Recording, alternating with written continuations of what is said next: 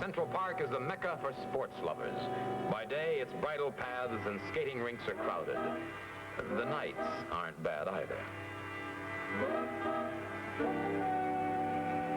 Of course, some sports are more strenuous than others, and sometimes the price of admission is high. But Central Park has them all.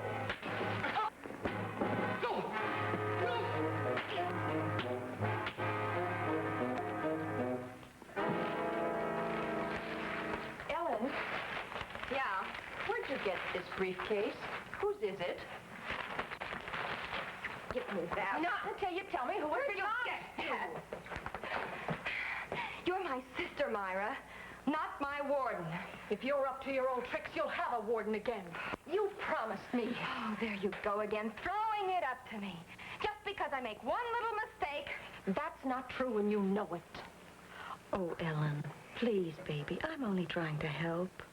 I'll worry about me. You just worry about you. You still haven't told me how you got it or who it belongs to.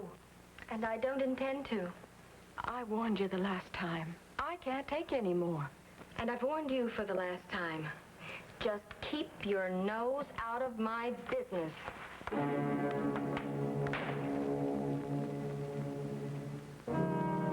There are plenty of signs in Central Park warning against loitering after dark.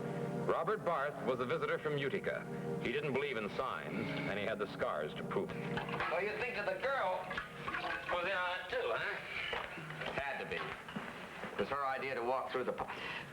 Thanks. She steered me right to that bench. I think your best bet is to walk to the nearest police station and have them find her. I can't do that, and she knows it. Why not? I'm a married man, Mr. Hammer. You should have remembered that last night. Okay, so I'm a fool. If it was just a beating, I'd say I had it coming to me and forget about it. But? My wallet isn't the only thing they took. They got the key to my hotel room. Cleaned you out, huh? Most of the stuff can be replaced, but I had some valuable contracts in that briefcase, and I want to get them back no matter what it costs. I still say your best bet's go to the police. I don't care about the police. All I care about right now is getting that briefcase back. Now, if you don't want the job... All right. Don't get hot under the collar. This girl, do you have a name? Ellen Rogers. That's what she told me. Ellen Rogers. All right, now then, you picked the girl up in your hotel lobby. You then took her to dinner at a sidewalk cafe on Central Park South. Then what? Did she leave the table at any time during the evening? Well, she left for a couple of minutes to powder her nose. Yeah, she probably called her friends at the same time. All right, can you describe her for me? Tall, about 5'6" or 7. Blonde. She wore a peculiar perfume. I think I'd know that again. I'm afraid I'm not very good at description. Oh, no, you're doing very well. Now, roughly 50% of the population is female, and 50% of them are blonde. Now, all you have to do is go around sniffing 1 out of 4 Look, women. I'm doing the best I can. Well, have you got anything specific to tell me? Something that would set her apart? There was something at that. She wore a heavy bracelet on her left wrist. While she was eating, it slid back, and there were scars right in there. Yeah, that sounds like hesitation marks. Hesitation marks? Yeah. Hesitation marks, you know. Well, you slap a pair of handcuffs on the wrist, why sometimes they fight and they get the wrist all cut off from it. Well, it's something anyway. Well, will you take the case? Yes, I think I will. Not that it was much of a case, a more rugged version of the old Badger game, played with married men who can't yell foul. But eviction notices come once in a while, and sometimes you're not in a position to pick and choose. So I agreed to have a look for Ellen Rogers, or whatever her real name was, and get back Robert Barth's briefcase for him. The Bureau of Criminal Identification at headquarters is known as the MO file to the men on the job. To the public, it's known as the Rogues Gallery. There are 62 varieties of crime classified by the police. These are listed alphabetically from arson through worthless checks. The Badger game and its variations is listed under extortion. Known practitioners of this art, both male and female, are listed by height and color. There is an oddity file that lists physical deformities and scars, a nickname file that cross-indexes criminals by their nicknames, and a modus operandi file that lists them by the peculiarities of their operation. The oddities file turned up 6 possibilities of the Height group, all of whom had hesitation scars on their left wrists. Barth's Ellen Rogers turned out to be Ellen Robbins. When people use an alias, they invariably retain their own initials, usually their own first name. Ellen Robbins had been held in 3 muggings, questioned, and released when the victim refused to testify. She wasn't as lucky in one case, had drawn a year. She was still on probation. The address on Ellen Robbins' file card was Sullivan Street, one of the older residential blocks in the heart of Greenwich Village.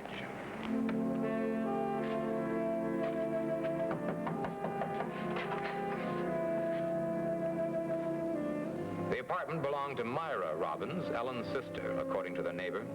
Neither of them were in. Myra was working at the Central Park rink. Ellen hardly spent any time in the apartment when her sister was working.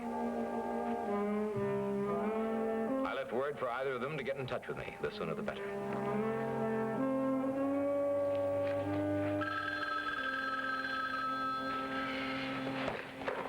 Yeah, Hammer. This is Myra Robbins, Mr. Hammer. I understand you want me to get in touch with you. Yes, I'd like to see you. What about? About your sister, Ellen. Well, what do you want with Ellen? I want to save her a headache. Well, I can't make it until late this evening. I'm an ice skating instructor at the rink here in Central Park, and... Oh, well, how would it be if I came over there? Well, I'd be grateful if you did. We can talk while we skate. You do skate. Well, of course, isn't everybody? Fine. I'll be on the ice. Tall blonde in a gray sweater. Gray business suit, flat hat. All right. I'll see you there in about half an hour.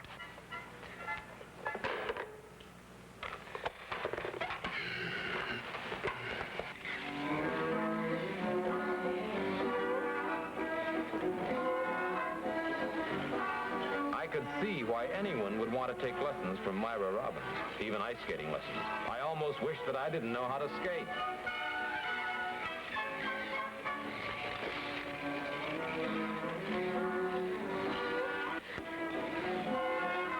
They don't make skates like they used to when I was a kid. Now they only put one runner on them.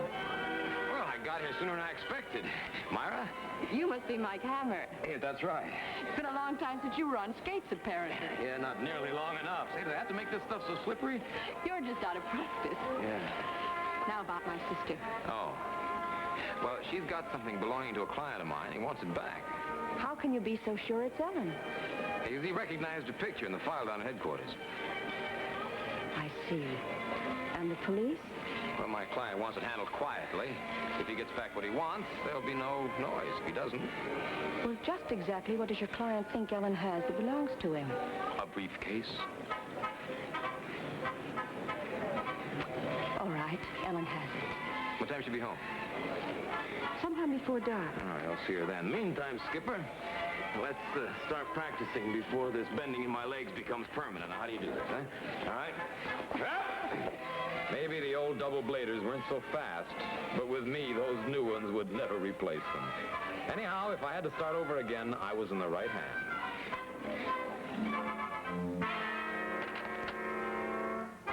I got to Robin's flat a little after 6. Ellen started off trying to play it cute, so I didn't waste any time beating about the shrubbery. I let her have it straight.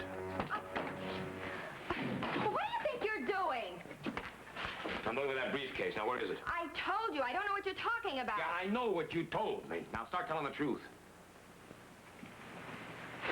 No, look, Chicky, I'm not going to fool with you. You've been inside once. Now, how would you like to go back up, this time for a good long stretch, huh? How'd you like that? You know what you'd get for a second offense, don't Oh, you? leave me alone. I don't want to be rough on you. I don't want to turn you over to the cops, but you don't give me any choice. All right, what do you want me to do? I want you to bring me that briefcase. And then think of yourself for a change. Straighten up. Oh, but I wasn't lying to you before about the briefcase. I don't have it. No? But I can get it for you When? in about an hour. Where is it? How do I know you're not stalling, trying to squirm off the hook? I'm not. I'm scared. All I want is out of this mess now. I will get the briefcase for you. I swear. Who has it? The 2 mugs who beat up on Barth? Where are they? Well, I can't tell you that. I'm no stoolie. Well, very commendable. Well, they're only kids, and I don't want to get them into trouble, too. You might try a little of that loyalty on somebody who deserves it, somebody who's thinking about you like your sister Myra. Oh, I know. Oh.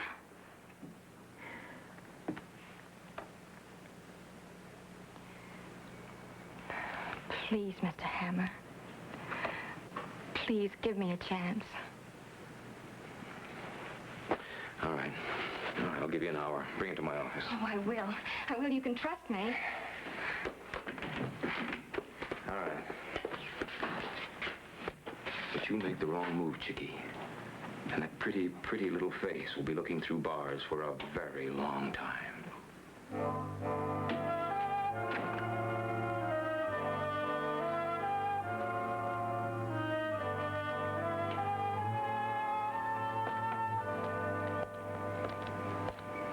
So I gave the bag back to this guy, Barth, and that's it. It's over. Look, I don't get it. Some two-bit, 10-badge guy braces and you go all to pieces. Look, when I cooked up this deal, I said that if there was even a smell of trouble, we'd drop it, right? Yeah, but real trouble. Hammer's real trouble. Believe me. Now, listen. Now, that bag must have been worth a pile to Barth if he'd pay a private eye to get it back for him. Now, we could have took him for, what, $1,000 on a thing like that.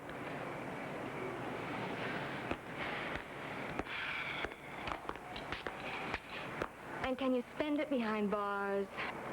How do we know that you didn't make Barth pay to get the briefcase back and decide to keep all the loot for yourself?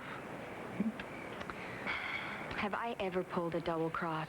Now, you always took a bigger share of the cut, didn't you, right from the beginning? That's because the whole thing was my idea. You guys agreed to that. Look, we can't stay around here arguing all night. I just told you the score, and that's it. Maybe when all this blows over, we can start up again. I'll call you tomorrow, Brownie.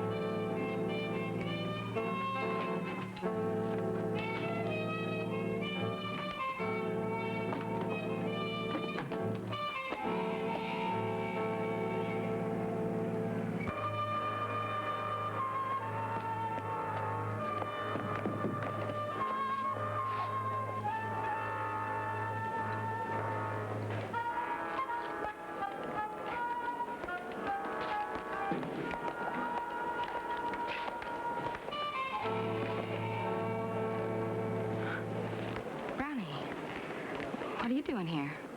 That's a very good question, baby. Suppose I try it on you. Well, I was just going to Jersey for the weekend. Oh, sure you were. I think more like Miami, maybe, where all those rich guys hang out. Huh? Like he's always talking about doing? No, I swear it. I can explain. Oh, you're trying to get away from that straight-laced sister of yours? All right, so I was leaving town. So what? Yeah. With the dough you got from Barth for that briefcase. No. I saved a few bucks. Now cut it. Look, we on you, you cheap little four-flusher. We followed you up to Barth's hotel and back to your place and here. Okay. So what? I'm blowing this two-bit town, so just get out of my way and get lost. You ain't going no place. Oh, if I start to scream, you... No, you won't.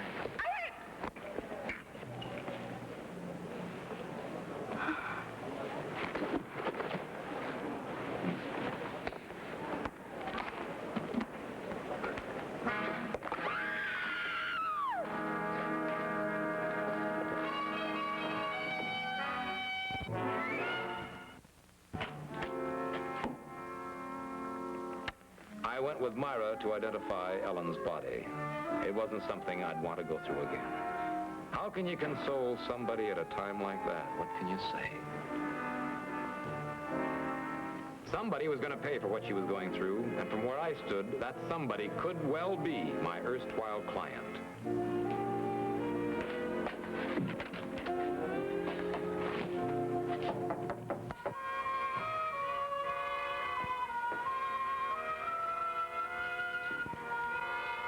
Who is it? Bellhop, sir. Telegram, Mr. Barr. Just a minute. is this, Hammer? I'm asking you. Well, I had an important message I got to get right home. Oh, real sudden like, huh?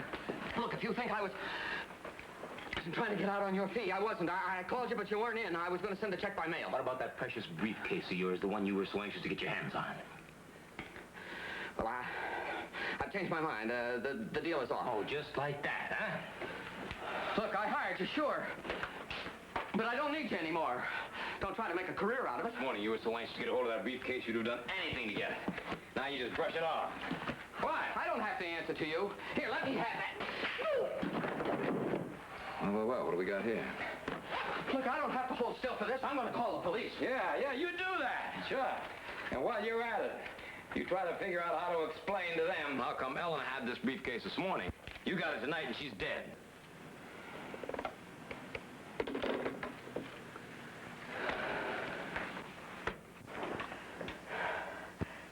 Ellen called me and offered to sell the briefcase back to me. Yeah? For how much?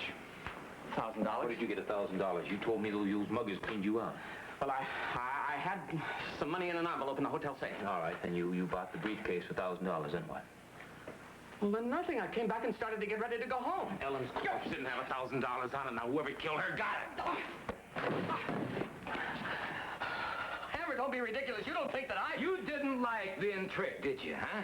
So you got sore and you fought her. You want to get the money back, right? No, Hammer. I wouldn't. I couldn't. Look, you've got to believe me. Whoever it was that killed that girl must have been a madman right there in crowded Penn Station. How did you know that she was killed right there? It hasn't been in the newspapers or on the radio yet. Look, I admit I was following her. I wanted to try to talk to her again, but when I got there, a couple of men came up to talk to her. Yeah? Did you recognize them?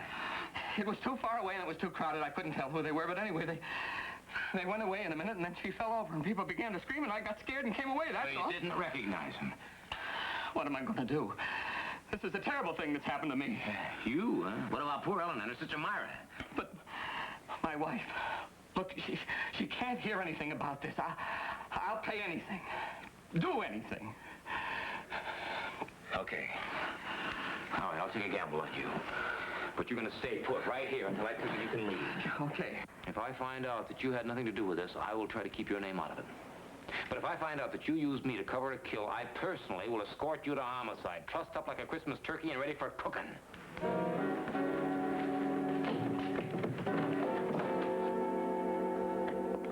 I spent most of the following morning trying to contact Myra Robbins, but she was apparently too broken up to answer my calls. She finally got back to me sometime around noon. It was the big chill. She had no desire to see me now or ever. I finally persuaded her to meet me in the park before she reported at the rink for work. She agreed, but from the tone of her voice, her heart wasn't in it. From her attitude on the phone, I wouldn't have been surprised if she'd changed her mind about meeting me. But she was waiting.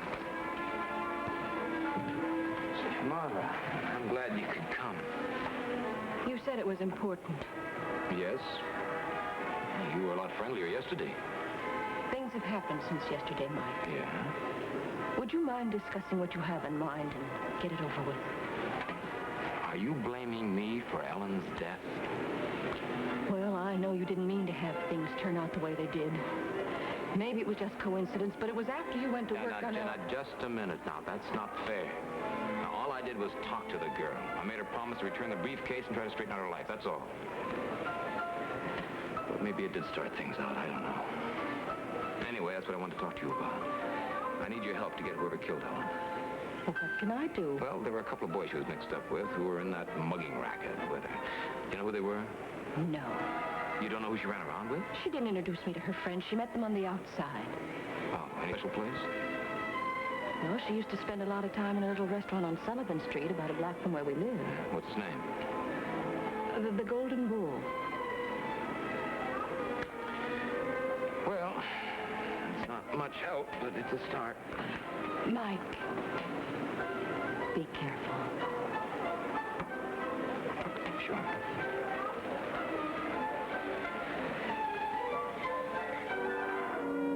Luigi was combination chef and owner of the Golden Bull. And In a neighborhood establishment like this, people are sometimes a little shy about answering questions, so I went to the back of the place. Luigi knew Ellen Robbins and her boyfriend Brownie all right, but they hadn't been in for several nights. Luigi wasn't sure, but he thought Brownie worked in a welding shop on Perry Street.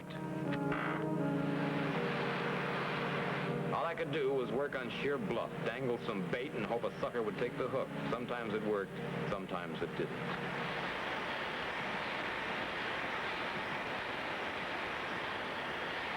Hey, Bronny! Hey, you Bronny? Yeah, make it fast, Tom. I'm busy. My name's Mike Hammer. I'm a friend of Ellen Robbins. I heard you were, too. Well, maybe. Why? Well, I thought you might like to help me get the guy who killed her. Well, yeah, I'd be glad to if I can, but I already told the cops all I know about it. Well, I'm working on an angle the cops don't know anything about yet. You want to help or not? Look, Hammer, Ellen was one of the sweetest kids I ever knew. I was even talking about getting married at one time, so, You watch it with that, huh? I'm sorry, but you got me to thinking about what happened to Ellen. Believe me, if I could just get my hands on whoever did it. Well, maybe I can. Look, Bronny, you may not like to hear this, but Ellen was mixed up with a couple of bad boys in a mugging racket. What are you talking about? That don't make any sense. Ellen wouldn't do a thing like that. One of my clients was one of her victims.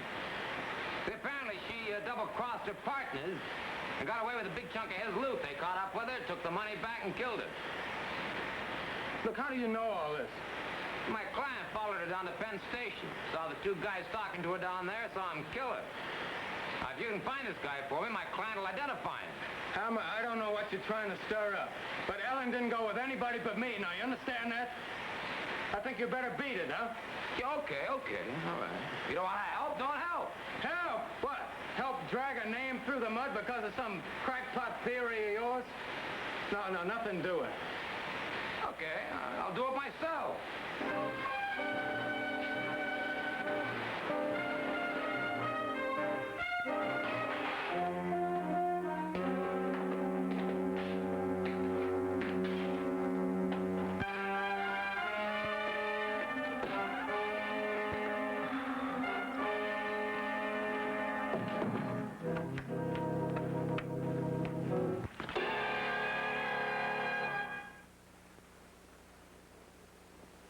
Well, come on in. Make yourself at home.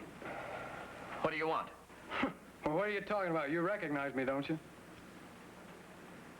You know, you should have left town while you had a chance. Look, I don't want any trouble. Trouble? You're about to end all your trouble. You got involved with a murder, and you took the easy way out.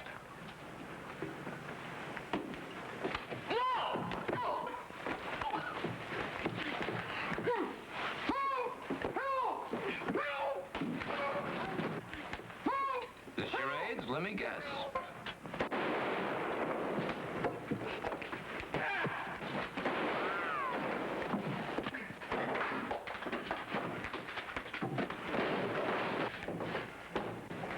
Brother, I thought you were never coming through that door. You think you can make positive identification? Yeah. Hey, he's wrong. Look, I couldn't have killed Ellen. I was standing in front of her. It was Hill that did it. We were talking about the mugging, but thanks for the extra information. Mugging? Well, look, get off my back, will you? Now, I don't know anything about a mugging. They're gonna need your testimony. I'll do everything I can to protect you. Keep your name out of the papers. With any luck, we gotta get across the thin ice. Thin ice. It didn't take long to get used to the single-bladers. Maybe it's because I worked hard.